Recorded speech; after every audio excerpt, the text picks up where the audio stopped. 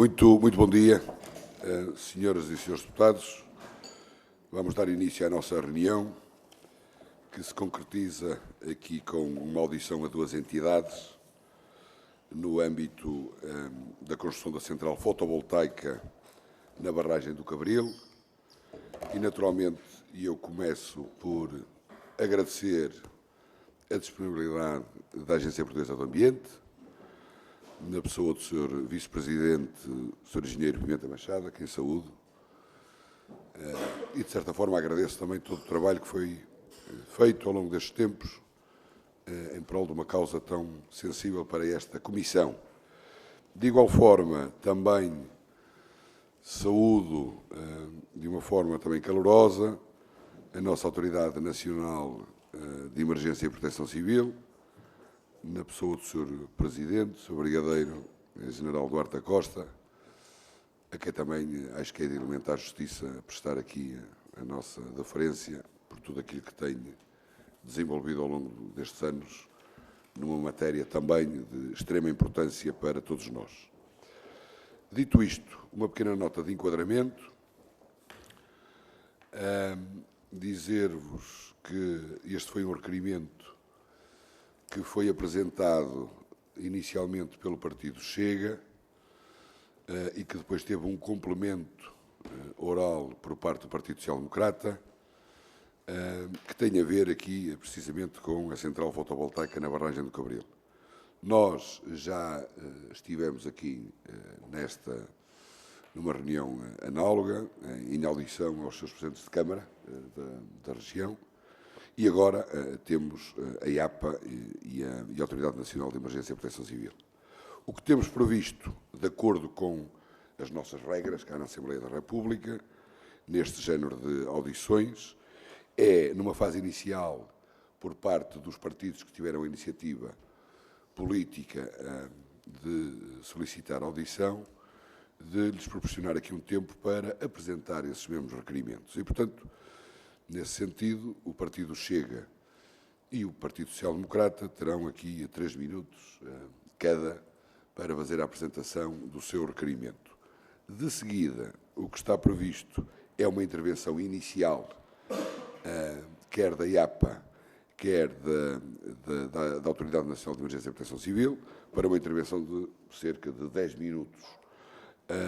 Seguir-se-á depois uma ronda de intervenções de todos os grupos parlamentares presentes, com questões, pedidos de esclarecimento, comentários, que deverão ter uma duração não superior a 4 minutos. E, no final, as entidades terão novamente a oportunidade para se pronunciar, para responder às questões que foram levantadas ou para dizer aquilo que bem entenderem. E, sem mais delongas, eu vou passar a palavra ao Partido Chega para fazer a apresentação do requerimento e depois seguir-se-á também uma intervenção inicial por parte do Partido Social Democrata. Sr. Deputado Luís Antunes, faz favor. Luís Paulo Fernandes, Sr. Presidente. Cumprimento o Sr. Presidente, cumprimento as senhoras e os senhores deputados, cumprimento também e agradeço a presença do Sr. Presidente da Proteção Civil, Brigadeiro General Duarte da Costa, o Sr. Primeiro Comandante André Fernandes e o Sr. Engenheiro também Pimenta Machado, da Agência Portuguesa do Ambiente. A barragem do Cabril, depois de concessionada, aguarda a construção de uma central fotovoltaica de 33 hectares e, a complementar, a central fotovoltaica será executada uma linha elétrica aérea para o transporte de energia com cerca de 36 km, com uma faixa mínima de 25 metros de largura, que vai igualmente abranger vários concelhos. Desde já, manifestar a nossa insatisfação pela decisão da APA em autorizar um leilão para a barragem de Cabril há cerca de 2 anos. Estamos perante uma decisão unilateral da responsabilidade da APA, onde se verifica a oposição de todo o poder local, associações, clubes e comunidade. O projeto abrange o território de Pedrógão Grande, Distrito de Leiria, Sertã, Distrito de Castelo Branco, Pampilhosa da Serra, Distrito de Coimbra, são os concelhos que partilham a Albufeira do Cabril.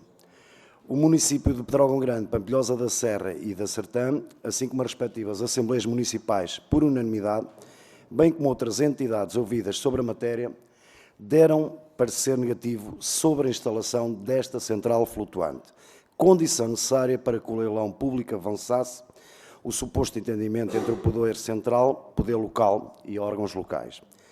Este projeto implica um gravíssimo impacto ambiental negativo no concelho de Trão Grande e nos territórios vizinhos. Está em causa o equilíbrio entre ambiente e energia, assim como existe um potencial risco de ignição de incêndios nos cerca de 36 km da linha de transporte aérea, a que se soma, obviamente, uma extensa área a ser desflorestada.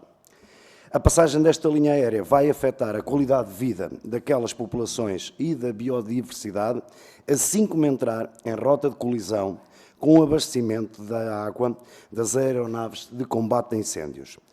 Importa realçar que é exatamente no local concessionado onde existem as melhores condições de celeridade e segurança para abastecimento aos 3 distritos fustigados por incêndios normalmente acontecerem nestes concelhos do interior.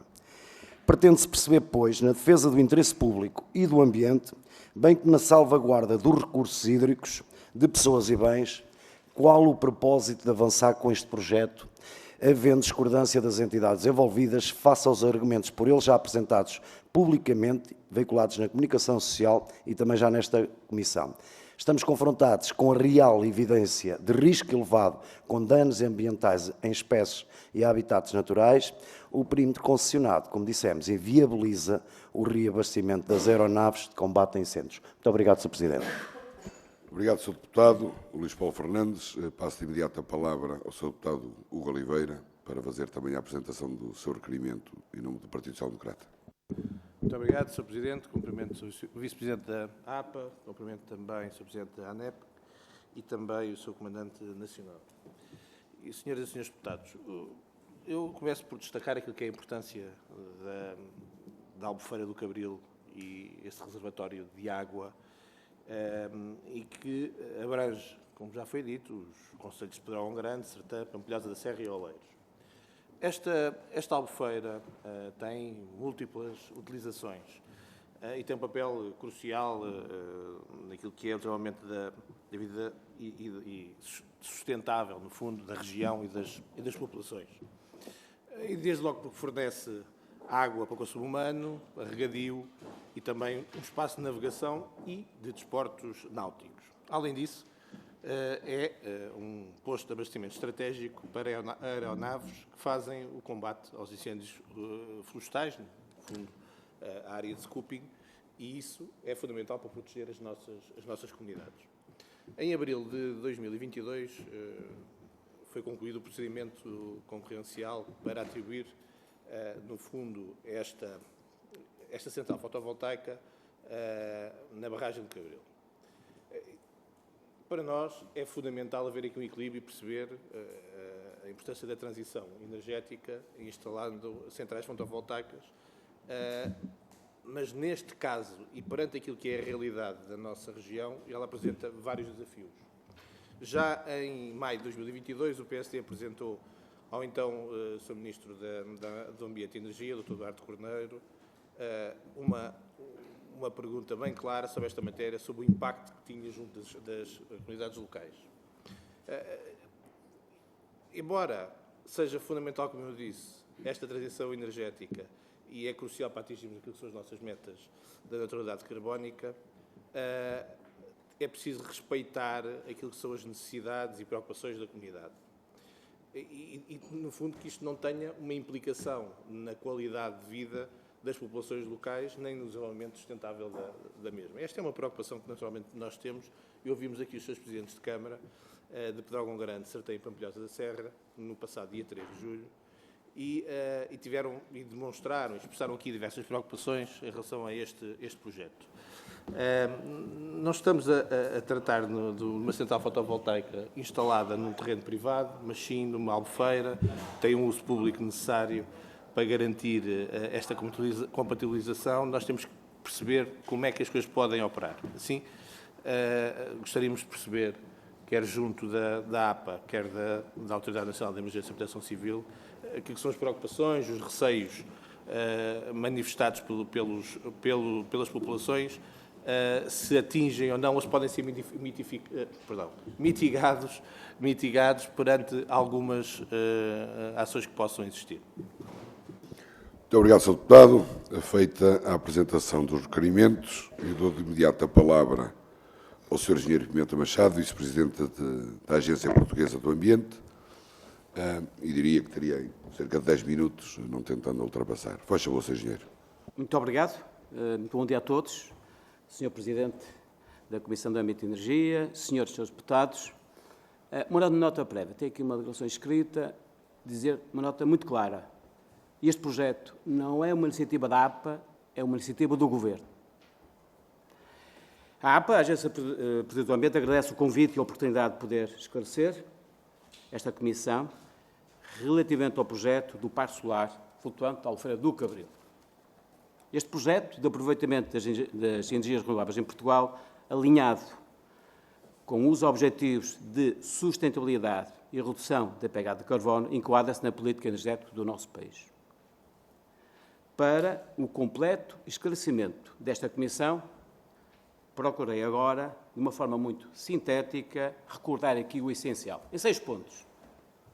Os antecedentes e contexto deste projeto, o exercício preliminar e identificação das áreas ocupadas albufeiras para instalar estes painéis solares flutuantes, o leilão solar flutuante em 2021, o estado atual e procedimentos deste projeto, darei nota sobre isso, impactos e medidas de mitigação e a salvaguarda dos existentes e compensações. Antecedentes e contexto deste projeto. Em junho de 2019, o Ministério do Ambiente e Ação Climática, à data, assumiu o compromisso de incluir nas fontes renováveis a produção de eletricidade a partir de painéis fotovoltaicos flutuantes a instalar em albufeiras de águas públicas. Este compromisso culminou na realização de um leilão lançado numa ação pública, realizado no dia 24 de novembro de 2021, aliás, foi usado no canal de YouTube, podem consultar. Na sequência do despacho, eu vou ler o despacho, número 11.740-B de 2021, de 26 de novembro, que determinou a abertura de procedimento concorrencial para a produção de energia solar a partir de centros eletroprodutores solares flutuantes a instalar em albufeiras de águas públicas. Neste contexto, foi realizada uma reunião no dia 12 de maio de 2022, eu estive presente, na Câmara Municipal de Pedrógão Grande, com os municípios de Pedrógão, a Câmara Municipal da Sertã e Pampilhosa da Serra e outras entidades convidadas, que eu não me recordo a quem, nessa mesma reunião. Exercício preliminar e identificação das áreas a ocupar das albufeiras para estes painéis. A APA, no âmbito das suas funções, foi incumbida, repito, foi incumbida de realizar um exercício de identificação das áreas potencialmente utilizáveis para a instalação de centros eletroprodutores solares flutuantes nas maiores albufeiras de Portugal continental. E este exercício considerou, por um lado, a localização das ligações à rede nacional de transporte, se quiser, tipicamente a linha, e a identificação das áreas do plano de água associadas a condicionantes ambientais e de uso que não devem ser ocupadas para a instalação destes painéis flutuantes, como sejam águas balneares, obviamente têm que ser devidamente salvaguardadas, as captações de água para abastecimento, e que lá existe uma captação, os pontos de scooping são usados para combate a incêndios e os canais de navegação. Foi também observada uma orientação técnica pericial de limitar a área ocupada, e repito, de limitar a área ocupada pelos painéis solares flutuantes, que nunca poderia ultrapassar, sublinho, nunca, 10% da área inundada ao nível de pleno armazenamento em que nós identificamos para o NPA. Em nenhuma e qualquer situação pode ultrapassar 10%. De forma a não pôr em causa a qualidade da água e os ecossistemas em presença, nem outros usos do plano de água. Leilão solar flutuante 2021. O leilão de 2021 resultou na atribuição da reserva de capacidade de injeção da energia elétrica produzida em centros eletroprodutores fotovoltaicos flutuantes instalados em albufeiras, bem como dos direitos de utilização privativa dos recursos públicos. Para este efeito, nos temos previsto a Lei da Água, aos pontos de ligação à rede elétrica, que entrega os lotes a identificar no anexo 1 do Programa de Procedimentos sujeitos às condições aí definidas, incluindo Alfredo Cabril, para o qual foi atribuída uma potência de 33 MVAs à empresa Voltalia. Embora este projeto não atingisse, e repito, embora este projeto não atingisse os limiares de sujeição automática à avaliação de impacto ambiental, a DGEC, a Direção-Geral de Energia e Geologia, enquanto entidade licenciadora, determinou a necessidade de sujeição à avaliação de impacto ambiental no âmbito de um procedimento de análise caso a caso. Estado atual e procedimentos. Chama aqui a atenção. Como é que está hoje o procedimento? Até ao momento, o proponente Voltalia ainda não submeteu a documentação necessária para a instrução do procedimento de avaliação de impacto ambiental. E estão a desenvolver, sabemos nós, a empresa, o estudo de impacto ambiental. A APA, como faz em outros projetos, tem mantido reuniões com o promotor e os municípios envolvidos para esclarecer e orientar o usamento do projeto. Impactos e medidas de mitigação. No Alfredo Cabril, a área submetida a leilão para a instalação dos painéis solares flutuantes, e repito, na Alfredo Cabril, a área submetida a leilão para a instalação dos painéis flutuantes não excede os 2% da área inundada ao NPA. O que vai ser instalado naquela feira, com os painéis solares flutuantes, não excede os, repito, 2%. As estruturas serão distribuídas em conjunto de ilhas, já explico porquê, uma forma de instalar os painéis, que permitam a entrada de luz solar, as tocas gasosas, a interface água-ar, que é muito importante, sabemos bem, desde logo para oxigenar, essenciais à manutenção dos ecossistemas aquáticos. Serão instaladas ainda, questões de precaução sempre, sondas para monitorizar a temperatura e o oxigênio dissolvido em contínuo sobre as estruturas flutuantes enquanto em áreas adjacentes, assegurando a continuidade da qualidade da água, sem prejuízo da monitorização que resultar das decisões ambientais aplicáveis e do contrato de concessão que vier a ser celebrado. Salvaguarda do uso existentes e compensações. Os projetos deverão garantir a salvaguarda do uso de atividades existentes no plano de água, a saber, abastecimento público. Há lá uma captação de água das águas do Val do Tejo, já agora dou-vos o número, é extraído anualmente 3 hectómetros cúbicos para 5 municípios, Pedrógão, Sertá, Casteira de Pera, Figueiró dos Vinhos e Alvaiázere. Navegação, a pesca, atividades balneares, há uma praia identificada, em Pedrógão, ótima qualidade da praia, obviamente será devidamente salvaguardada, e salvaguarda das áreas necessárias, as ações previstas no combate a incêndios, de acordo com os pontos de Scopem definidos para o Padrão Nacional de Emergência e Proteção Civil. E a gestão dos níveis de albufeiras para encaixe das cheias. As eventuais medidas de compensação às populações locais resultarão do processo de avaliação de impacto ambiental, incluindo as melhorias sugeridas pelos municípios. Conclusão, nota final. No quadro do procedimento de DAIA, que ainda não foi submetido, repito, a desenvolver, serão avaliados os impactos do projeto nos fatores ambientais suscetíveis de serem significativamente afetados em todas as fases do desenvolvimento do projeto, quer na área da construção, quer na área da exploração, quer mesmo na área da desativação do processo. No âmbito serão disputadas consultas e garantindo o envolvimento das entidades relevantes, assim como a auscultação, muito importante, dos municípios e a promoção de uma consulta pública. Repito, a consulta pública no âmbito do procedimento de avaliação ambiental são 30 dias úteis. Todos podem participar. E participem mesmo. Sem prejuízo da tramitação legal prevista no regime da AIA, nada obsta que o proponente desenvolva a articulação que considera relevante com os municípios e outras entidades, de forma a considerar o projeto sem meter a avaliação. A APA está comprometida em assegurar que o desenvolvimento deste projeto, do Parque Solar Flutuante do Alfredo Cabril, seja realizado com rigor, transparência e responsabilidade ambiental.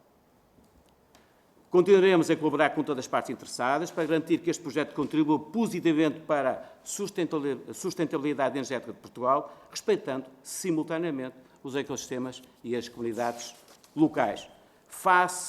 Agora uma pequena sugestão, face à sua intervenção no leilão e sendo a entidade que emitiu a pronúncia no quadro de análise caso a caso efetuado no âmbito do regime DAIA, decorrente das alterações das competências do diploma Simplex, fará sentido ter presente o entendimento da DGEC, isto é, da Nacional de Energia e Geologia, sobre o projeto.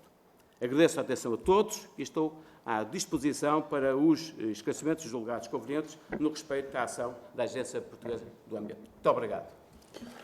Muito obrigado, Sr. Engenheiro, não só pela sua apresentação, que foi clara, mas também pelo escrupuloso cumprimento do tempo e da gestão de tempo. Muito bem, Sr. Engenheiro.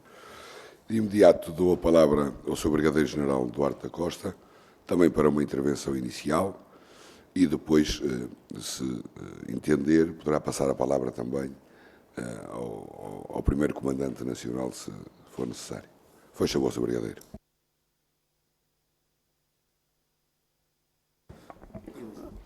Muito obrigado. Muito bom dia a todos. Sr. Presidente da Comissão de Ambiente e Energia, muito obrigado até pela referência que fez à minha pessoa e à minha equipa. Srs. Deputados, muito bom dia. Agradeço a oportunidade de estarmos aqui a expor as nossas preocupações relativamente a várias áreas, que o fazemos sempre conjuntamente com outras entidades, nomeadamente aqui com a APA. Não trago comigo o Comandante Nacional, mas trago o meu Diretor Nacional de Planeamento e Gestão de Riscos e um do meu especialista dos meios aéreos para qualquer questão mais específica que os seus deputados entendam fazer. Refiro ainda que a ANEP não dá parecer relativamente a estas áreas, é apenas consultada no âmbito de alguns projetos específicos. Permitam-me fazer algumas considerações iniciais sobre a questão do scooping.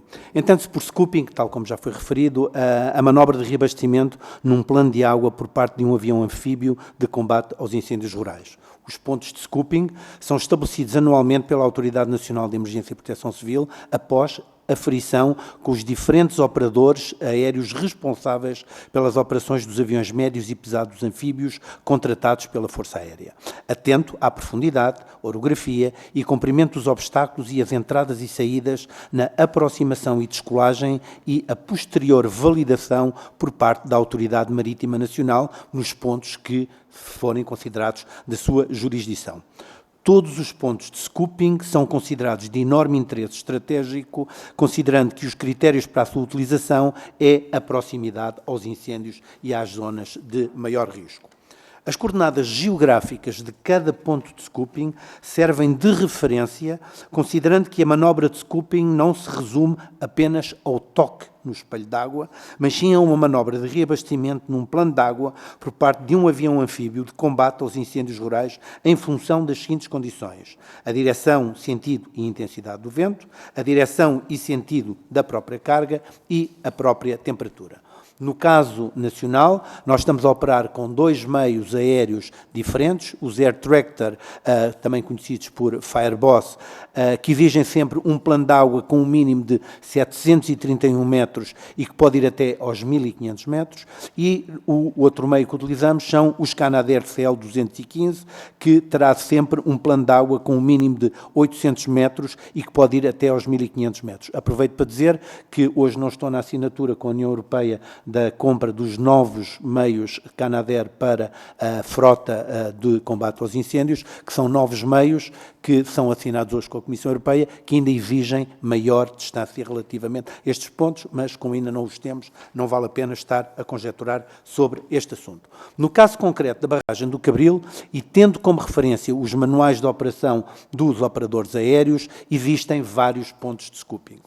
A ANEP não é envolvida nem emite parecer no quadro do licenciamento de centrais fotovoltaicas flutuantes.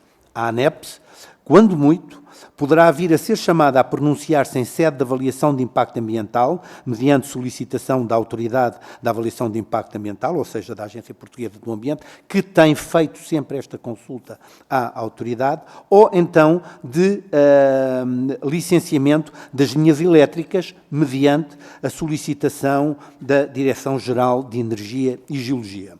E se assim for entendido por estas autoridades, que correspondentes a estes dois pedidos, cujo nosso parecer não apresenta caráter vinculativo. Poderemos discutir também a pertinência deste assunto.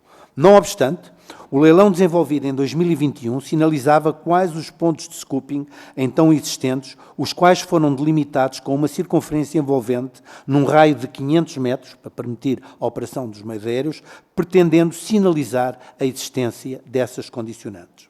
A ANEP, à altura, não tinha conhecimento concreto do layout preconizado para a central fotovoltaica flutuante. Contudo, em março do corrente ano, e na sequência de uma consulta desenvolvida pela equipa técnica que se encontra a realizar o estudo de impacto ambiental da central, tal como foi referido pelo Sr. Vice-Presidente da APA, foi identificado que o layout das ilhas flutuantes abrange áreas que se encontram dentro da circunferência de condicionante definida no leilão. A confirmar-se este layout, o projeto impacta com o ponto de scooping 37, comprometendo. De uma forma e de um ponto de vista meramente simplificado, considera-se que a relocalização das ilhas flutuantes poderão ser minimizados os impactos à operacionalidade do ponto de scooping. Ou seja, se os deslocarem daquela zona para uma das outras áreas, não apresenta nenhum projeto que seja impactante com o ponto de scooping. Permite-me ainda referir, até porque foi referido pelo Sr. Deputado do Chega, os outros impactos que têm relativamente às condições de perigo de incêndio.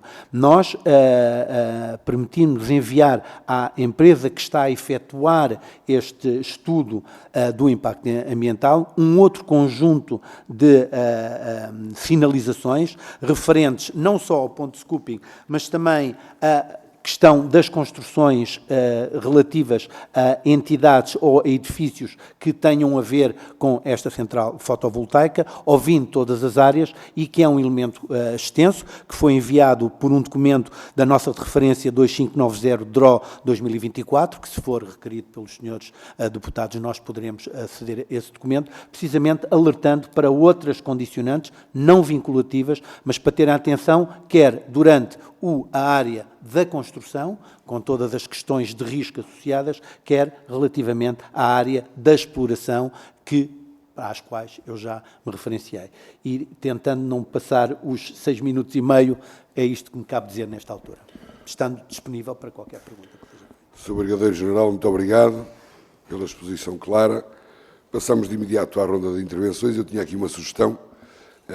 O Sr. Deputado Alfredo Maia, do Partido Comunista Português, solicitou que pudesse fazer a sua intervenção primeiro, porque tem outros compromissos, e se eu tiver a anuência de todos, já vi que tenho, dou de imediato a palavra ao Grupo Parlamentar do PCP. Faz favor, Sr. Deputado. Muito obrigado, Sr. Presidente, muito obrigado, Srs. Deputados, pela vossa compreensão. Cumprimento o Sr. Engenheiro Pimenta Machado, o Sr. General Duarte da Costa, como representantes da APA e da Proteção Civil. Aproveito a oportunidade para manifestar o gosto de os rever, posto que nos conhecemos há alguns anos.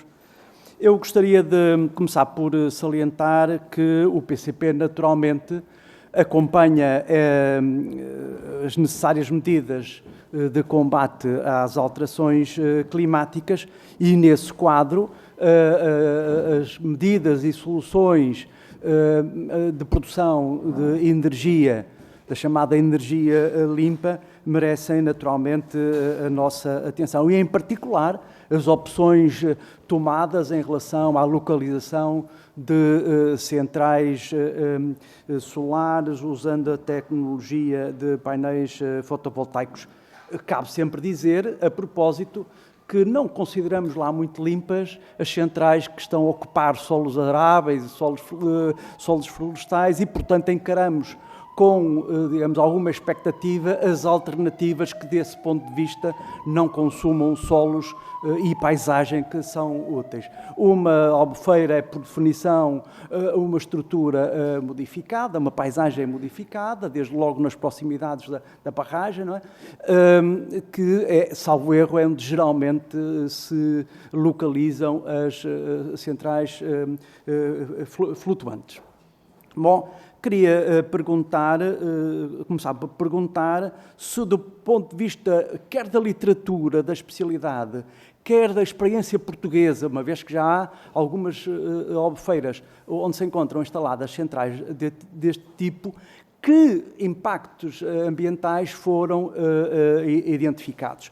O Sr. Engenheiro Pimenta Machado fez aqui uma referência à problemática das trocas gasosas, da luz, etc. Eu aproveitava para perguntar se, nomeadamente no caso da Albufeira do Cabril, temos ali ou não algum problema de eutrofização da água. Os senhores presidentes de Câmara daquela região referiram aqui o receio de indução de impactos negativos na qualidade da água, induzidos pela atividade relacionada com a exploração desta central. Bom, mas é sabido que aquele plano de água é utilizado por inúmeras embarcações a motor, inclusivamente para turismo. E a pergunta que se impõe fazer é se a atividade náutica, incluindo com barcos a motor, que resultará da exploração desta central, incrementará de forma significativa os impactos, realmente em termos de ramos de óleos, de combustível, etc., em relação ao quadro que temos hoje. Foi aqui analisados com algum pormenor o problema da localização das ilhas flutuantes e, em particular, no que possa contender com as manobras de scooping. Eu julgo ter percebido, e o Sr. General Duarte da Costa fará o favor de me corrigir, que mesmo aquelas que possam entrar na circunferência que delimita as áreas, os pontos de scooping, é possível fazer alterações no sentido de que esse conflito seja sanado. Eu pergunto se, em relação a essas atividades, a essas manobras, elas podem, qualquer que seja a opção final, elas podem ser colocadas, digamos, em risco ou em crise. E disse, muito obrigado. Eu peço desculpa, vou ter que me ausentar, tomarei depois boa nota das vossas respostas. Muito obrigado pela consideração. Muito obrigado, Sr. Deputado. Passo agora a palavra ao Grupo Parlamentar do Partido Socialista. Creio que será o Sr. Deputado Walter Chicharro. Faz favor, Sr. Deputado. Aqui só nota que... Bom dia a todos. Cumprimentar os convidados, quer o Sr. Pimenta Machado, com quem trabalhei muito na Câmara da Nazaré, o Sr. Brigadeiro nem tanto, mas conheço o seu trabalho que tem desenvolvido. Naturalmente, deixar-lhes um abraço por estarem aqui presentes connosco. Dar uma nota inicial que o coordenador do PS teve um problema com o carro, portanto está a tentar chegar a tempo, aliás, se um deputado para o ir buscar. Fazer só aqui algum enquadramento inicial sobre aquilo que tem sido o papel do PS nesta matéria, em particular do último governo. Aliás, essa intervenção inicial é feita pelo engenheiro Pimenta Machado, de que a decisão é uma decisão do governo e não da APA, de lançar o leilão, e, portanto, relembrar aquilo que já aqui disse antes, numa audição anterior, que Portugal assumiu o desafio com o roteiro da descarbonização, de reduzir em 55% as emissões até 2030. Sabíamos muito bem, neste caso o governo do PS, da importância do custo-preço da energia na capacidade de redução dos custos de contexto e na atração de empresas para o nosso país. Não é à toa que se fecharam, apesar da capacidade de 1.800 megawatts de energia a fornecer, que se assumiu, fecharam as duas centrais de carvão. Sabemos também que hoje em dia, fruto dos trabalhos dos governos do Partido Socialista, o peso das energias renováveis ultrapassa em muitos dias do ano os 70%. Na altura da audiência ou da audição aos presidentes de Câmara que aqui estiveram connosco, precisamente teria saído um artigo no público em que se apontava há alguns dias acima dos 80% em termos de energia renovável. Sabemos que é um resultado notável das políticas que levaram à implementação destas alternativas e, naturalmente, sabemos hoje em dia que ficaram projetos preparados que poderão passar dos 10,6 gigawatts de 2005 para os atuais 2,5, sabendo que há projetos que garantirão 14 gigawatts de solar centralizado e que só têm de ser implementados. Também, na altura, declarei, e volto aqui a reiterar isso, sou eleito pelo Partido Socialista, sou eleito pelo Distrito e, naturalmente, tenho que considerar as razões e as vontades das comunidades locais e, naturalmente, esclarecer alguma informação que aqui foi apresentada, nomeadamente a reunião de 22 de maio de 2022, anotei bem, na Câmara de Pedrógão, já lá vamos, e, portanto, tenho que, naturalmente, ter na posse, ou temos que ter na nossa posse toda a informação para, também por essa via, fazermos a defesa das populações do Distrito de Leiria e de quem as representam, neste caso, naturalmente, da Câmara de Pedrógão, que é que está em causa. Não é à toa que toda esta questão e toda esta dúvida levou a que os eleitos do Partido Socialista por Leiria, Coimbra e Castelo Branco questionassem o Governo sobre a salvaguarda dos interesses locais e destes impactos ambientais, indiretamente, e sabendo que temos que cumprir com metas de descarbonização, mas ia diretamente às perguntas que estavam preparadas antes de toda a informação que aqui foi apresentada. Já percebemos as questões do leilão, já percebemos que terão sido ouvidas as autarquias ou que algo se passou no tal dia 22 de maio de 2022 e, portanto, a questão sobre essa reunião é que informação foi partilhada, do que é que constou essa reunião, que entendimentos ou pareceres apontaram os municípios para percebermos realmente toda a informação que está em cima da mesa. Agradeço a informação de que apenas 2% do espelho d'água será ocupado da área total da barragem do Cabril. Ainda assim, temos que colocar a questão que é essa percentagem que pode parecer pequena afeta as dinâmicas de fornecimento de água, a pescatória, a turística, temos ali uma estação náutica certificada, do combate aos incêndios. Portanto, são estas as questões que eu queria colocar primeiro à APA, à ANEPS. Dizer 3 ou 4 coisas, para acabar rapidamente. A instalação destes painéis sobre o espelho d'água, em que medida podem afetar a relação de segurança de navegação versus o nível de água da Albufeira, pode comprometer a navegabilidade e, em especial, a das embarcações de socorro e salvamento aquático. Percebe-se já que o ponto de scoping está afetado. Qual é a sugestão que a ANEPS tem para essa dimensão? Já percebemos que não foi ouvida a ANEPS, nem tem que ser ouvida, mas que, habitualmente, no âmbito da avaliação de impacto ambiental, é solicitada a opinião também da ANEPS. Queria já agora aproveitar para solicitar à ANEPS o envio do tal documento que foi remetido à empresa que está a realizar a AIA, para percebermos quais são as outras condicionantes que foram apontadas. Muito obrigado. Muito obrigado, Sr. Deputado. Passo de imediato a palavra ao Sr. Deputado Hugo Oliveira, em nome do Grupo Parlamentar do Partido Social Democrata. Muito obrigado, Sr. Presidente, Srs. Deputados, convidados que aqui estão connosco para falar sobre esta matéria. Embora o estudo de impacto ambiental ainda não tenha sido realizado, é possível antecipar que há preocupações significativas, até porque tivemos aqui os Srs. Presidentes de Câmara, de Pedrógão Grande, Certeiro e Pampilhosa da Serra, ouvimos as suas preocupações, que são legítimas, naturalmente, e atendíveis, e por aquilo que pode significar ou não para ter efeitos negativos sobre o ambiente e as comunidades locais. Os seus receios incluem o impacto potencial na qualidade da água, a compatibilidade dos usos existentes da Albufeira, a ameaça ao turismo e às atividades recreativas, como sabemos, são vitais para a economia local. Eu sei que eles terão oportunidade, passo a expressão, os seus presidentes, terão oportunidade de pronúncia no âmbito da AIA. Ainda assim, parece-nos de facto que teria sido importante que o Ministério do Ambiente e Ação Climática, em 2021, ainda antes do lançamento do procedimento, tivesse tido o cuidado de envolver os municípios. Certamente, se isso tivesse acontecido, teríamos prevenido muitos destes receios e preocupações que justificam aquilo que é a audição que estamos aqui a fazer hoje. Com efeito, a falta da consulta prévia dos representantes locais por parte do anterior Governo não só os desconsidera e também a importância da Albufeira para a comunidade. E compromete, no fundo, também a confiança entre as autoridades locais e os responsáveis do projeto. Além de mais, e de acordo com um artigo da semana passada no Público, é relatada uma descida súbita dos níveis de água da Albufeira, o que naturalmente aumenta as preocupações sobre a gestão da água e possíveis impactos do projeto.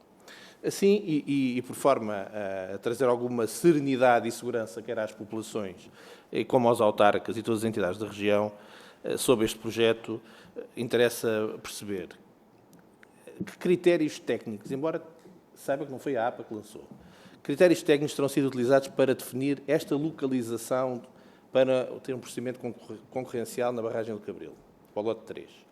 Neste processo de definição de localização, foram consultadas mais entidades, a APA já percebemos relativamente àquilo que disse o Sr. Vice-Presidente, e quais é que foram? Na definição da localização, o Sr. Vice-Presidente transmitiu que foram ponderadas todas as atuais utilizações da Albufeira, como a turística, a pescatória, abastecimento de aeronaves. E se a AIA for negativa, que consequências, no fundo, é que teremos? E qual é que é o cronograma previsto para a realização da AIA? Embora não tenha entrado ainda, mas qual é que será depois de dar entrada? Que tipo de medidas poderão ser exigidas ao promotor para mitigar estes eventuais impactos negativos, para não ter potenciais incompatibilidades na utilização da Albufeira? E, por último, também, porque, para registro, o PST questiona se é possível a relocalização deste lote para outro local da mesma barragem, de forma a evitar o impacto de usos aqui referidos naquele braço, no fundo. Pergunta ainda à Autoridade da Proteção Civil de que forma a instalação desta central pode afetar as operações do abastecimento da água para combate aos incêndios da Albufeira do Cabril. Até porque estamos numa região que, como sabemos, sofreu o que sofreu e já ouviu o que disse, mas reforço esta pergunta. O Sr. Presidente da Autoridade disse que não dá parecer e que não tinha que dar parecer, mas, se percebi bem, não foram ouvidos no processo concursal. Ainda assim, mesmo não dando parecer, não foram ouvidos. E não entendo, eu acho que deveriam ter sido, e pergunto se não deveriam ter sido também, sendo esta matéria tão sensível. E para terminar, duas questões. Quais é que são as medidas de mitigação que estão a ser planeadas para minimizar os riscos de ignição dos incêndios associados à linha elétrica aérea? E, se percebi bem, já há planos da Proteção Civil para garantir que o abastecimento da água no combate a incêndios não seja comprometida pelas operações do projeto fotovoltaico. Mas a minha pergunta é, estamos a falar de mitigação ou uma garantia para o futuro? Muito obrigado. Muito obrigado, Sr. Deputado. Passo a palavra ao Grupo Parlamentar do Partido Chega, na pessoa do Sr. Deputado Luís Paulo Fernandes. Faz favor. Muito obrigado, Sr. Presidente. Agradeço os esclarecimentos do Sr. Engenheiro e do Sr. Brigadeiro General. O Sr. Engenheiro Pimenta Machado trouxe-nos dados novos que nós não escutamos dos autarcas desta reunião, penso 12 de maio. Esta a data é 22 ou 12? 22. Não, 12 de maio de 2022. Pronto, então é 12 de maio de 2022. Havia esta dúvida, fiquei um bocadinho confundido. É que esta data é muito importante para sabermos quem é que está a falar a verdade. E posso-lhe dizer que o autarca da Pampilhosa da Serra disse nesta comissão, e as nossas declarações estão gravadas, que soube da notícia pela comunicação social. Pela comunicação social. Portanto, isto de si, e eu acredito nas palavras do autarca, de si já diz tudo como é que foi conduzido o processo. Seja pela Direção-Geral de Energia, seja pela DGES, seja pela APA, ambas representam o Governo. São os senhores é que têm de decidir na qualidade, na prevenção, na cautela, no que diz respeito ao ambiente. Os senhores é que representam o Governo neste processo. Portanto, o que verificamos e que a Sra. Ministra, na última audição regimental, conseguiu ter a sensibilidade política e já declarou que ponderavam equacionar a desistência deste processo e a substituição ou realocalização, como disse o Sr. Deputado Hugo Oliveira. O que é certo é que a Sra. Ministra já o declarou. O senhor Engenheiro hoje não deu sequer... parece que está tudo bem. Não está tudo bem. Fui eleito pelo Distrito de Leiria, sou residente no Concelho de Torrogão Grande e desde pequenino, como o Sr. Brigadeiro General disse, se os senhores no layout inicial, nesta reunião de 12 de maio, ele ocorreu, o Sr. Autarca de Torrogão Grande e da Sertã, afinal de contas, não a mencionaram, mas o layout que os senhores apresentaram para esta primeira reunião, de concreto não tinha nada, porque efetivamente nem a ANET nem a Proteção Civil teve o layout exato. Portanto, não conseguimos falar nem de 10%, nem de 2%. Não conseguimos, Sr. Engenheiro, não conseguimos. Somos oposição contra, como as Assembleias Municipais, não há nenhum partido que esteja a favor nestes 3 concelhos, destes 3 distritos. E, como bem disse o Sr. Deputado do Partido Socialista, como é que se consegue aferir de 10% ou 2%, quando o caudal da barragem nunca está correto. Repare que em cerca de uma semana desceram 7 metros. Ora, em 2 semanas vão descer 14 ou 15. Como é que os senhores conseguiram calcular a área que vai ocupar, se aquilo é em V, a barragem é em V? Conheço desde pequenino, quando baixa a área de um lado ao outro, em vez de 100 metros já passa a ter 50. Isto foi um processo que nasceu coxo, torto, com uma decisão de concessionar um leilão sem ter qualquer cuidado, nem cautela, nem prevenção. E, portanto, tem que se resolver, tem que se anular esta decisão.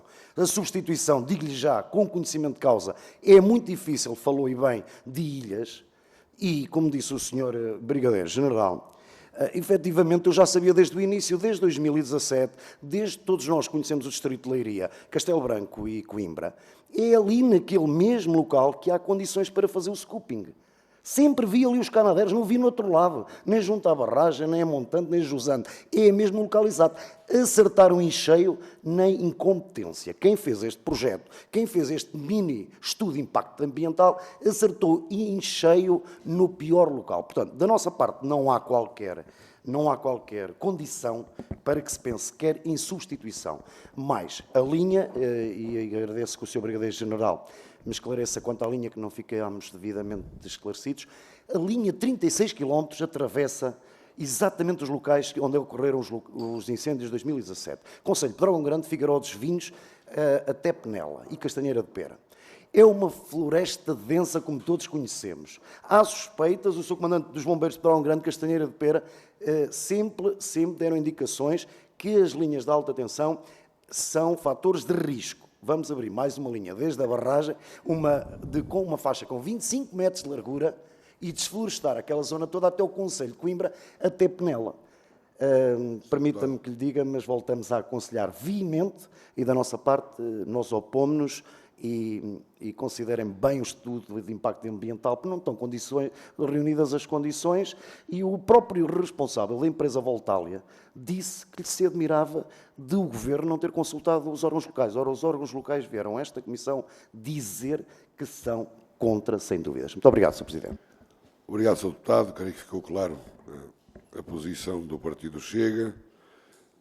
Passo de imediato a palavra ao Grupo Parlamentar da Iniciativa Liberal, na pessoa da Sra. Deputada Joana Cordeiro. Faz favor, 4 minutos. Obrigada, Sr. Presidente. Cumprimento os Srs. Deputados, cumprimento a Agência Portuguesa do Ambiente e a Autoridade Nacional de Emergência e Proteção Civil, a quem já agradeço desde já os esclarecimentos que aqui já nos deram. E gostava de começar por dizer que esta audição representa uma discussão que será cada vez mais frequente e para a qual temos de estar preparados nos próximos tempos. A ideia de que a transição energética está isenta de impactos ambientais não é, obviamente, verdadeira. E todas as soluções vão envolver sempre cedências e a ponderação de inúmeros fatores. As centrais solares ocupam espaço, as eólicas onshore têm impactos paisagísticos, a energia nuclear tradicional exige um alto grau de intervenção do Estado e muitas mais outras fontes de energia, potenciais de energia, terão os seus problemas. E, portanto, a opção é, queremos ou não a transição energética e, se queremos, não podemos dizer sempre sim, mas não no meu quintal. Portanto, uma coisa é certa, as pessoas vão beneficiar de uma forma muito positiva com a transição energética, desde logo, e neste caso, por exemplo, a energia solar não é só sobre descarbonização, a verdade é que se trata de uma fonte de geração de energia que baixa os preços para os consumidores. Felizmente, longe vão os tempos das tarifas de alimentação garantidas nas renováveis que encareciam a eletricidade aos portugueses e, portanto, hoje a energia renovável baixa os custos para o consumo doméstico e baixa os custos para a indústria portuguesa.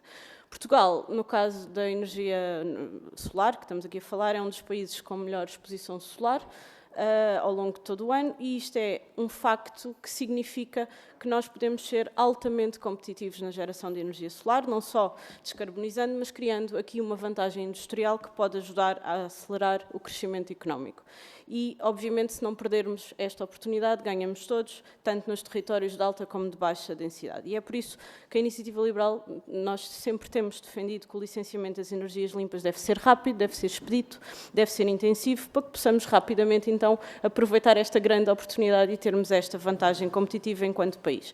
Agora, obviamente nós não podemos ignorar que nem sempre as comunidades convivem bem com este tipo de projetos e, portanto, concordamos, obviamente, que é preciso envolver as comunidades locais, que é preciso falar com as pessoas, que é preciso ser transparente e saber demonstrar, obviamente, quais são as vantagens deste tipo de projetos. E, portanto, estas audições são boas para termos aqui, neste caso, mais em particular a APA, para demonstrar quais são as vantagens deste tipo de projetos e explicar abertamente quais são os impactos, portanto, aqui esta avaliação de custo-benefício. Portanto, as perguntas mais em particular que deixo e que, de certa forma, coincidem com as maiores preocupações das populações, nomeadamente, também já ouvimos aqui da parte dos presidentes de Câmara da Pampilhosa, de Pedrógão e da Sertã. Portanto, em primeiro lugar, eu perguntava qual é o prazo temporal para termos acesso ao estudo de impacto ambiental, quais são as medidas, muitas das perguntas já foram feitas, mas pronto, gostava só para deixar claro, quais são as medidas de minimização ou de compensação dos impactos que estão previstos para este projeto, mas em geral para este tipo de projetos, e também perceber quais são, que é uma grande preocupação das comunidades locais, se de facto inviabiliza ou não aqui o turismo na Albufeira. Depois, mais dirigidas à proteção civil, eu creio que há bocado explicou, relativamente aqui ao risco de incêndio, eu creio que há pouco explicou que não aumentaria, mas eu gostava que concretizasse melhor, porque de facto é mais uma das preocupações, é que há aqui um aumento do risco de incêndio, gostava que clarificasse. E depois, a outra pergunta que tinha a ver com, de facto, a utilização dos meios aéreos, já aqui explicou que provavelmente bastava alterar o projeto, mas alterando este projeto, qual é esse tipo de alteração que tem que ser feita? Ou seja, há pouco falou em deslocar as ilhas, mas de que forma? Quer dizer, estou a exagerar, mais 1 metro, 2 metros, pronto, só perceber, estou a brincar, mas só perceber efetivamente o que é que pode ser feito para não inviabilizar, até porque sabemos, obviamente, que esta zona tem um risco elevado de incêndio e, portanto, compreendemos que é uma preocupação bastante justa se inviabilizar aqui, ou poder pôr em risco aqui o combate aos incêndios. Obrigada. Muito obrigado, Sra. Deputada. Passo a palavra ao Grupo Parlamentar Livre, na pessoa do Sr. Deputado Jorge Pinto. Faz favor. Muito obrigado, Sr. Presidente, senhores e senhores deputados. Também cumprimentar os nossos convidados. Tentando não me repetir muito, se calhar começar por uma reflexão sobre aquilo que é este tipo de projetos, o que é que este tipo de projetos representa e o que é que implica. Nós sabemos, e a deputada Joana Cordeiro dizia agora muito bem, que a transição energética não é feita sem impactos ambientais e ecológicos locais, nacionais e às vezes até internacionais. E sabemos muito bem que há uma espécie de competição entre aquilo que é a agenda nacional e a agenda local e muitas vezes aquilo que é um conflito entre a própria vontade das populações e a vontade dos seus representantes eleitos. E este caso parece-me paradigmático deste conflito. E sei bem que, deixe-me pesar aqui um bocadinho as palavras, aquilo que é o desejo das populações locais, muitas vezes é aquele desejo que os ingleses dizem not in my backyard, né?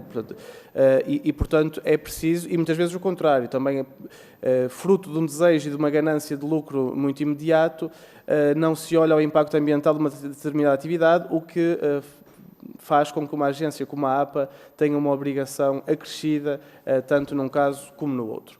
Dito isto, há muitas questões e várias delas já foram colocadas, desde logo que tipo de envolvimento é que houve, e o Sr. Vice-Presidente disse que houve um encontro, uma reunião, mas em que moldes é que decorreu? Se foi informativa, se foi até propositiva, se foi em modo de escuta, porque realmente aquilo que nos foi dito pelos Presidentes de Câmara aqui nesta Comissão foi muito distinto daquilo que ouvimos aqui hoje. Portanto, era importante perceber como é que se desenrolou esse diálogo, e se foi realmente diálogo ou se foi apenas uma transmissão de informação da APA para com esses Presidentes de Câmara. Depois, foi muito claro, dizendo que a AIA, a Avaliação de Impacto Ambiental, ainda não existe, julgo que já terá começado. Portanto, a minha pergunta é se tem algum conhecimento do estado atual e se a APA está ou não a ser envolvida nesta análise de impacto ambiental. E se não está, como conta estar? Porque, para além dos impactos que já aqui foram referidos, do turismo, enfim, o Sr. Deputado referia da sua vivência. Eu acho que também é um impacto muito válido, não é? O modo como nós, os locais, nos relacionamos com o terreno é um impacto que eu acho que é muito válido, mas depois também impactos ambientais, ao nível da biodiversidade, enfim, ao nível das espécies. Notei com interesse, e tanto quanto eu sei, julgo que é realmente o melhor, o modelo de ilhas é mais adequado. Notei também com interesse os 2%, mas acho que a questão do caudal, da diferença do caudal é muito relevante, e há ainda uma outra, é que quantidade não é forçosamente qualidade. Portanto, para além da análise quantitativa, digamos assim, se a APA tem ou não uma análise qualitativa do impacto destes 2%, impacto ambiental ao nível da biodiversidade. No que diz respeito à proteção civil, portanto, um par de perguntas para o Sr. Brigadeiro-General Duarte da Costa, no fundo é até que ponto estão a ser envolvidos. O Sr. Brigadeiro-General disse que transmitiu a informação, teve algum retorno, ou caiu em saco roto, foi respondido de algum modo, e também em relação à linha de alta tensão, se foi consultado em relação à mesma, se não foi, se tem conhecimento do traçado proposto, e se tem, qual acha então que é o impacto deste traçado e se realmente haveria uma alternativa, como percebi que propôs no caso da localização dos painéis flutuantes. Então, se em relação à linha de alta tensão também haveria um traçado alternativo que achasse mais adequado. Muito obrigado. Muito obrigado, Sr. Deputado. 4.00. Parabéns, Sr. Deputado. Parabéns mesmo. Pronto, passo a palavra agora à Agência Portuguesa do Ambiente para responder às várias questões que foram lançadas e depois o Sr. Brigadeiro-General também terá a oportunidade de responder às suas. Faz favor, Sr. Engenheiro. Muito obrigado pela oportunidade de poder esclarecer as questões aqui que foram colocadas. Vou seguindo a lista das intervenções dos senhores deputados. Começando pelo deputado Alfredo Maia, do PCP, colocou aqui uma questão com muita pertinência, é o tema da qualidade da água e se há alguma experiência em Portugal no âmbito deste projeto. Duas notas. Há um pequeno projeto, piloto, na Albufeira do Alto Rabagão, bem a norte, na Bacia do Cávado, pequeno projeto, é verdade. E há um outro projeto também, na barragem do Alqueva. São experiências que temos, obviamente, mas isto é tudo matéria nova, naturalmente. E por isso é que a precaução aplica-se a dois níveis. Por um lado, aquilo que é a área que vamos ocupar, fomos muito prudentes, neste caso é 2%. Definimos como regra no caderno de encargos nunca ultrapassar os 10%, mas verdadeiramente neste caso é 2%. E como é que é feito? É feito aquilo que é ao nível do NPA. O que é NPA é o nível pleno armazenamento da Albufeira. Notou. Dizia também o Sr. Deputado a questão das embarcações. É verdade, já agora dou-vos uma nota. Para a manutenção daqueles painéis flutuares, obviamente é necessário uma embarcação, nós impusemos no caderno de encargos uma embarcação elétrica, percebendo bem o impacto que têm as embarcações na massa d'água. Sempre do lado da precaução. Agora, uma questão colocada pelo deputado do PS, Walter Chicharro, gosto de revê-lo, hoje noutras funções. Já respondi à questão da ocupação do plano da água. É verdade, os 2% é aquilo que é ao nível, quando a barragem está ao nível pleno de armazenamento, e obviamente tudo o que são os usos pré-existentes. E há um uso muito relevante, que é a origem da água para 5 municípios, que é extraído, sublinho, 3 hectómetros cúbicos por ano, dizendo que aquela Albufeira é uma das grandes albufeiras de Portugal, tem cerca de 700 hectómetros cúbicos, albufeira muito importante, mas obviamente as questões da qualidade, esses usos existentes estão devidamente salvaguardados, seja o uso de captação de água, sejam as atividades marítimo-turísticos, as águas balneares, as zonas de canais de navegação, obviamente tudo devidamente salvaguardado. A APA não fez o projeto, há alguma nota prévia a todos vós. A APA não é o autor do projeto. O autor do projeto é o promotor. A APA, no processo inicial, o que disse é excluir áreas que não podem ser utilizadas. Só isso. Aqui vocês não podem fazer. E sim, e depois compete ao projetista, a eles, a fazer o projeto. E quais as áreas que nós fizemos? Fomos sempre com muita precaução. Criámos um buffer, no caso particular do afastamento às águas balneares, as zonas de banho, escala 1, no mínimo tem que estar afastado 1 km, no mínimo. No caso particular do scooping, temos também um buffer, e aqui, num trabalho de articulação, com a ANEPS, com a Autoridade Nacional de Emergência e Proteção Civil, definimos um buffer de 2 km. É aquilo que é o afastamento entre o que é a instalação destes painéis e aquilo que é as atividades scooping que existem naquela albufeira. Seguindo a vossa, Sr. Deputado do PSD, Dr. Hugo Oliveira, colocou questões aqui bem pertinentes, o tema da qualidade da água, os impactos no turismo, há aqui um tema muito central e eu compreendo, o tema da paisagem, o impacto tem aqueles painéis na paisagem. Obviamente, como sabem, na constituição da Comissão de Avaliação de Impacto Ambiental, sublinho, repito, o processo ainda não foi iniciado, aguardemos, será constituída uma comissão com várias entidades, tipicamente ela é constituída por quem? Pelo ICNF, pela CCDR, pela Autoridade Nacional de Proteção Civil, naturalmente estará presente, naturalmente, e também temos um especialista na área da paisagem para, no fundo, avaliar o impacto que este projeto tem na paisagem. Foi também dito aqui pelo Sr. Deputado, e bem, a questão da descida à bruta, foi assim que, creio que foi a expressão que usou, a descida daquela barragem do Cabril. Eu tenho aqui até uma imagem, posso mostrar, ela está acima daquilo que é o nível médio da albufeira. A albufeira, neste momento, está a 75%, repito, 75%. É o que está. Já agora, Castelo de Bode, há ali uma cascata entre Cabril, Bolsá e Castelo de Bode está a 79%. Mas é verdade, uma descida, é verdade, mas estamos a acompanhar. Como sabem, é fundamental em estiagem, no Tejo em particular, garantimos no estuário o controle da cunha salina, até porque há ali uma captação de água no Conchoso, que é tão importante para as lesírias, e, portanto, é preciso água ali para empurrar a cunha salina. Porque se salinizar aquela captação de água, compromete o uso da água para a agricultura. E, portanto, tudo isto é trabalhado, trabalhos de grande complexidade técnica. Foi também costada aqui a questão dos critérios. Obviamente, sublinho, nós, à partida, definimos áreas que não podem ser instaladas, mas compete, repito, insisto, à empresa promotora desenhar o projeto. E repito, obviamente, a questão da salvaguarda das zonas de captações de água, a zona de salvaguarda de usos balneares, canais de navegação, isto está tudo salvaguardado, as zonas também de scooping, portanto, fica já é. A questão de relocalização, naturalmente, a empresa que está a fazer o projeto terá que calcular estas questões que foram aqui colocadas. Ao Sr. Deputado do Chega, Luís Paulo Fernandes, colocou aqui uma série de questões, muito obrigado pelas questões que foram colocadas. O Sr. Deputado, não confunde uma coisa é o Estado, outra coisa é o Governo. E compete à APA, obviamente, garantir as questões técnicas e vamos ser muito rigorosos e temos muita competência no âmbito do processo de avaliação de impacto ambiental. É verdade que, e obviamente compete à empresa, desenhar o projeto em ilhas, permite acima de tudo minimizar duas questões, que obviamente nos preocupa naturalmente, o tema da interface ar-água, que é tão relevante para quê? Para o oxigênio dissolvido na massa da água, é muito relevante isso, mas também a questão da luz solar.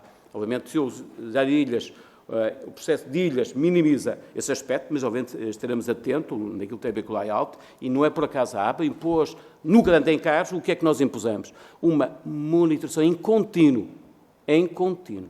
para um conjunto de parâmetros físico-químicos e também uma monitoração 4 vezes por ano, uma lista exaustiva de parâmetros, eu não os quero esmaçar, mas tem aqui a lista de parâmetros, é uma lista exaustiva, para quê? Com o tema sempre da precaução, garantir aquilo que é a qualidade da massa d'água, que é tão importante. Dizer também, a qualidade da água daquela albufeira é de ótima qualidade e, portanto, temos que continuar a manter aquela qualidade daquela massa d'água.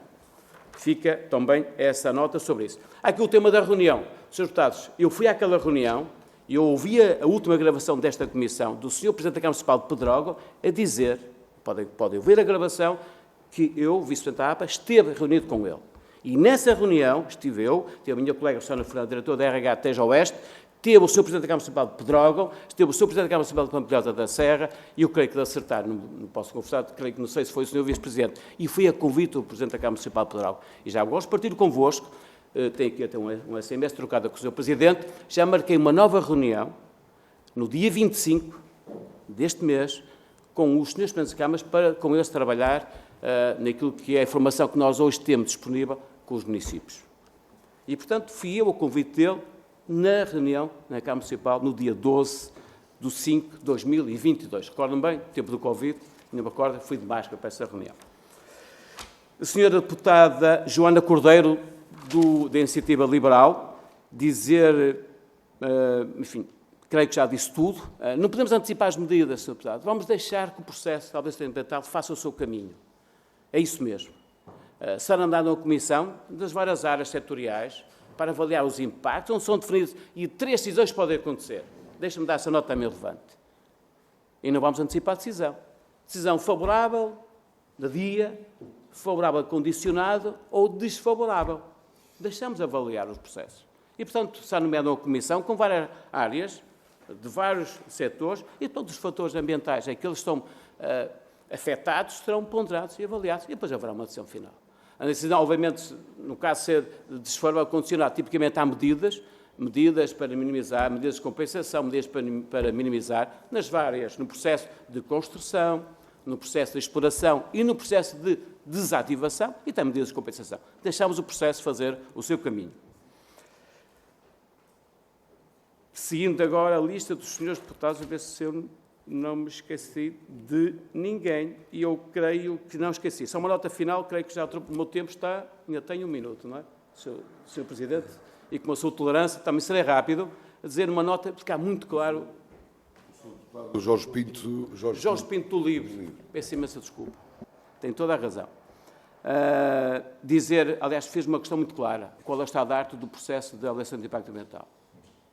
Aquilo que nós sabemos, tivemos uma reunião nós APA com a empresa que está a desenvolver o projeto, é verdade, troca de informações, naquilo que é tipicamente para desenhar quer o projeto, quer o processo de avaliação de impacto ambiental. Portanto, eles estão a fazer o projeto. Creio que também houve reuniões entre a empresa promotor e os municípios, naquilo que é. O que acontece normalmente, aquilo que é a articulação desse projeto. Nota final, para ser muito claro. Não há estudo de avaliação de impacto ambiental. Aguardamos que seja submetido. Ainda ontem consultei a plataforma da APA e ainda não foi submetido. Aguardemos que seja submetido. Todas essas preocupações que são legítimas, insisto, legítimas, questões da qualidade da água, isto é tudo um processo novo. E, portanto, nós fomos muito prudentes. E a prudência aqui é a 2 níveis. Aquilo que a área que vai ser ocupada, e, portanto, a área é 2%. Fomos muito prudentes.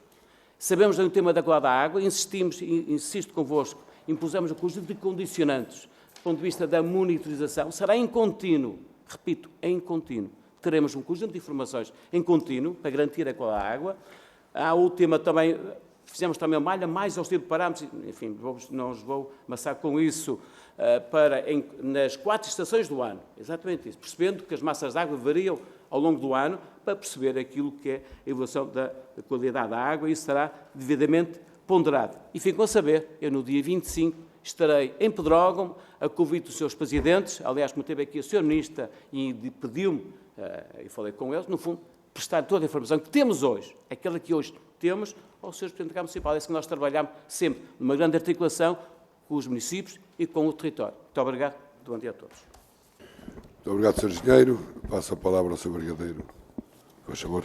Muito obrigado, Sr. Presidente. Srs. Deputados, respondendo diretamente ao Sr. Deputado Alfredo Maia, sim, se houver relocalização fora da área que nós apresentámos como uma área restrita à volta do ponto de scooping 37, não apresenta nenhum risco para a manobrabilidade das manobras aéreas para a atividade de scooping.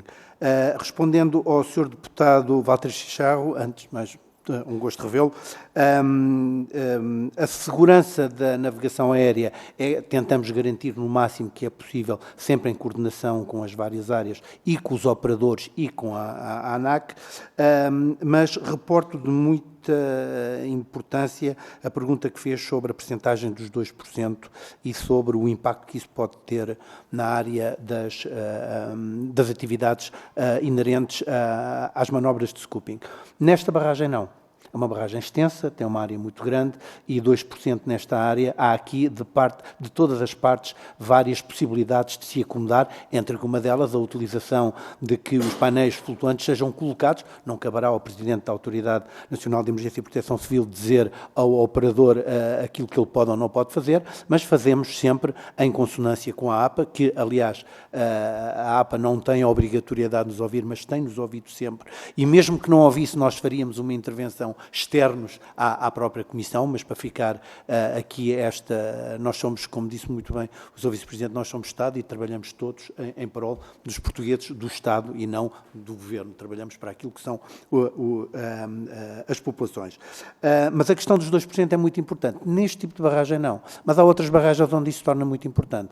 Barragens que têm menor superfície e que, portanto, estão muito mais sujeitas aos impactos negativos da seca e em que poderá haver um abaixamento do nível muito drástico, e aponto algumas barragens no Algarve que estão neste setor, a implementação dos tais 10%, que são normalmente medidos ao nível máximo, pode apresentar restrições muito grandes, não neste caso, eu torno a repetir, e isto respondendo também um bocado à senhora deputada da Iniciativa Liberal, não neste caso, mas noutras barragens, sim. Aliás, aponto um dos projetos que nos apresentam, e porque falei diretamente a convite do Sr. Presidente da Câmara de Moimenta da Beira, a barragem de Vilar é uma das situações que nos preocupa e, tal como disse a senhora deputada, temos que estar preparados para começarmos a analisar estas questões com muito mais relevância. Em resposta ao senhor deputado Hugo Oliveira, relativamente, e que também vai de encontro à preocupação do senhor deputado Paulo Fernandes do Chega. Esta barragem que nós estamos aqui a analisar do Cabril é, na realidade, uma barragem muito importante para o sistema de combate a incêndios em toda a região do centro. A nível nacional, nós, em 2023, e que foi um bom ano relativamente aos resultados de incêndios, os bombardeiros médios utilizaram-se. De todo o movimento de bombardeiros médios que tivemos no país, 5% foram nesta barragem. E dos bombardeiros pesados, 8% foram nesta barragem. Portanto, o valor deste ponto de scoping e, portanto, mais uma vez, respondendo às várias questões, a mera alteração saindo da zona que foi referida em consonância, quer pela autoridade e pela APA, para fora dessa zona, não apresenta nenhum impacto relativamente à questão da manobra de scoping. Diferente, e respondendo diretamente ao Sr. Deputado Hugo Oliveira, diferente é a questão da linha de alta tensão. Sr. Deputado, na Proteção Civil houve uma coisa que eu aprendi, é que nós não conseguimos dar garantias, nós conseguimos mitigar riscos e trabalhamos tudo para que não suceda. Mas se suceder, tem que haver a capacidade da resposta daquilo que é um evento que está a suceder. E a questão da linha de alta tensão apresenta, como é óbvio, é perentória em todos os estudos, é sempre um aumento de risco de incêndio para as várias regiões. Aliás, vários incêndios ao longo destes últimos anos. Eu só posso falar da Proteção Civil a partir de 2018, o resto é por histórico que eu li, porque eu estou na autoridade, entrei na autoridade em 2018, mas temos uma grande relevância de ignições que sucedem pelas linhas de alta tensão. No entanto, permitimos-nos fazer logo na altura do estudo, quando fomos contactados pela empresa que está a fazer o estudo, nós emitimos um conjunto de regras que, a nosso ver, deverão ser respeitadas e que partilhamos também sempre com a APA, que deverão ser cumpridas rigorosamente as disposições constantes na Circular de Informação Aeronáutica 10/2003, de 6 de maio, do ex-Instituto Nacional de Aviação Civil, no que concerne às limitações em altura e balizagem dos obstáculos artificiais à navegação aérea. Escrevemos também, no documento que eu já referi anteriormente, que deverá ser efetuada uma consulta à Guarda Nacional Republicana para avaliar o eventual impacto na visibilidade dos pontos pertencentes à Rede Nacional de Postos de Vigia. Deverá ser realizada a consulta à entidade gestora da rede Ciresp, acho que não preciso de estar a referir a importância da rede Ciresp, para avaliar a possibilidade de a linha causar interferências naquele sistema de comunicações. Deverá ser minimizada a sobrepassagem de povoamentos florestais, de modo a que as infraestruturas de transporte de energia não venham a contribuir para o aumento do risco de incêndio rural na área do estudo, e neste contexto deverão ser cumpridos os requisitos legais de distanciamento destas infraestruturas, quer ao solo, quer à arquitetura existente. Referimos ainda que deverá ser assegurada pela entidade responsável pela exploração da linha a gestão de combustível numa faixa envolvente a projeção vertical dos cabos condutores exteriores no âmbito do sistema de gestão integrada de fogos rurais, do qual o Presidente é o Presidente da AGIF e eu sou o Vice-Presidente deste sistema. Isto para dizer, portanto, minimizamos garantias, Sr. Deputado. O Presidente da Autoridade não tem autoridade para lhe dar essa garantia. São medidas mitigadoras. Respondendo ainda, penso que respondi também nesta questão ao Sr. Deputado Paulo Fernandes, referindo que esta barragem é muito importante. É verdade aquilo que disse, na realidade, esta barragem é muito utilizada para toda a região centro. Tivéssemos nós barragens como estas espalhadas por todo o país, poderíamos ter uma resposta mais eficaz ainda.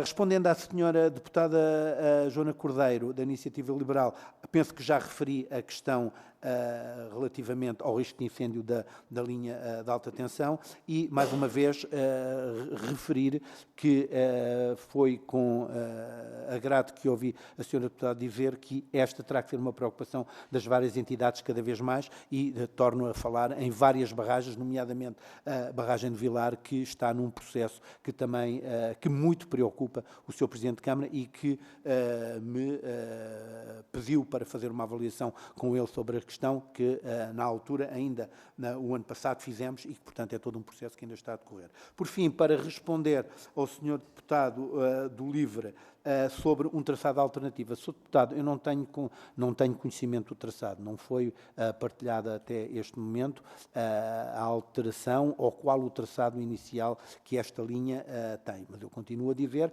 isto nós não conseguimos ter, perdoem-me a expressão mais vulgar, sol na eira e chuva no naval. Terão que ser politicamente definidas quais são os critérios para sobrepesar aqui o que é mais importante, se é o acesso à energia mais barata, se é os impactos ambientais, se é o risco de incêndio, mas referir que todas as linhas de alta tensão têm um risco referido e estudado relativamente à questão dos incêndios, para o qual nós também, em conjunção quer com a redes, quer com as atividades que exploram estas linhas de alta tensão, temos feito um trabalho permanente e constante de avaliação da limpeza, quer das áreas que estão sujeitas a estas linhas de alta tensão, quer ainda ao respeito, no âmbito do Sistema Integrado de Gestão de Fogos Rurais, ao respeito das distâncias que são impostas por lei hoje em dia para esta alteração. Não conseguimos viver num país sem linhas de alta tensão, mas pronto, penso que consigo responder a todos os seus deputados e muito obrigado mais uma vez por esta oportunidade. Sr. Brigadeiro-General, muito obrigado. Sr. Deputado. Sr. Presidente, uma interpelação à mesa, se me permite, eu não sei se é por ser autarca e ver tantas autarcas aqui na sala, eu não sentiria bem que se não dissesse isto, porque não gostaria que ficasse desta audição que nós ouvimos os autarcas e que, em algum momento, os autarcas tenham, que foi esta pessoa utilizada, mentido aqui.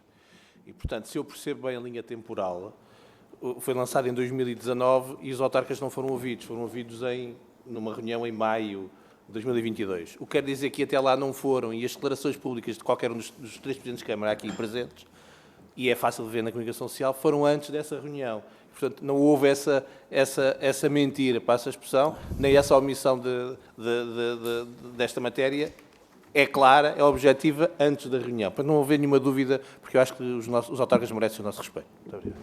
Muito obrigado, Sr. Deputado. Também uma pequena interpelação, um esclarecimento de força. Sim, uma interpelação à mesa, Sr. Presidente, neste âmbito. Penso que o Sr. Deputado já fez essa defesa dos autarcas, mas a interpelação à mesa tem que ver com as restantes entidades que solicitámos para ser por escrito. É só a pergunta se já chegou, se... Eu creio que nós ainda não temos, mas esses dados depois serão entregues. Falados. Não vale a pena estar aqui a incomodar os nossos requeridos. Sr. Deputado Walter Chicharro. Muito obrigado, Sr. Presidente. Naturalmente, para acompanhar as palavras, isto de ser autarca até há 3 meses e meio, causa-nos também a preocupação de não criar aqui qualquer tipo de mal-entendimento entre aquilo que são as declarações, enfim, apresentadas pelos Presidentes de Câmara e acompanhar as palavras do deputado Hugo Oliveira, que acho que é realmente importante termos essa noção de todos nós e dizer que a nós cabe-nos ouvir as duas partes e tentar perceber como é que faremos a melhor defesa das populações. Muito obrigado. Sr. Deputado, muito obrigado. Damos então por concluída a nossa audição conjunta. Eu quero, naturalmente, agradecer a forma cordial e eficiente com que decorreu a nossa reunião e agradecer mais uma vez aos requeridos, quer a Agência Portuguesa do Ambiente, quer a Associação Nacional de Emergência e Proteção Civil, e desejar que façam uma boa viagem. Nós vamos continuar a fazer o nosso trabalho também. Muito obrigado, muito bom dia para todos. Uma pequena nota. Isto é só para os seus deputados, mas não tem problema nenhum. Não tem problema nenhum. Na próxima semana, todos vão ser convocados para estarem cá na próxima terça-feira, dia 23, às 4 horas, porque temos aqui uma tarefa de redação final de 2 documentos. Ok? Preparem-se porque vão receber essa convocatória. Muito obrigado e bom almoço.